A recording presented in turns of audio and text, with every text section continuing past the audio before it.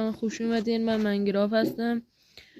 امروز اومدم Oh man, I should have finished those deep fried chicken wings from last night. سرور I'm جدید. starving.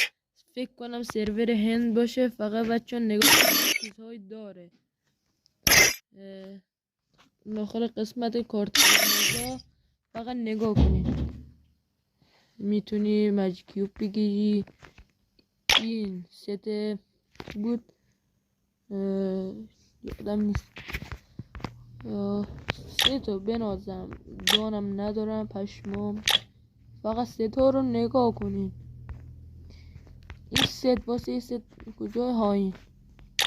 این همه یوتیوبرها گذاشته بودن. اگه ویدیوهاشون رو نگاه میکردی پشمام یا اول پس. این خب قسمت کارت چیزا این ست رو میده. این ست شلوار، این دنسر دائمی میده. پشمام. خب قسمت ماجیک کیوب. آخ آخ آخ بچه ها، این سته. وای، اینو خرج کردن داخل ماجیک کیوب. این دانم ندارم بچه ها. وای پشمام. این ست مردوناش فکر کنم بالا باشه. این اومد داخل سرور خاورمیانه. این اومد، فقط من فکر کنم چیز صورتشی داره.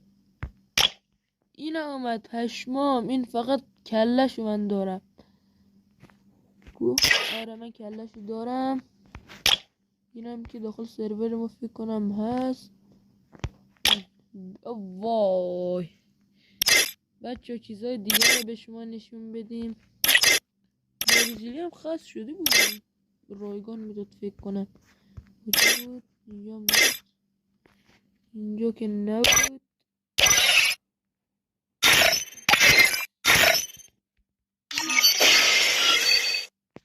بنازم. خب اینجا میگه چیکار کنیم. فکر کنم اینجا با پول باشه. نتمونم ضعیف، باز نمیکنه همینجوری که میبینید. خب بچه تموم شد. Oh man, I should have finished those deep fried chicken wings from last night. I'm starving.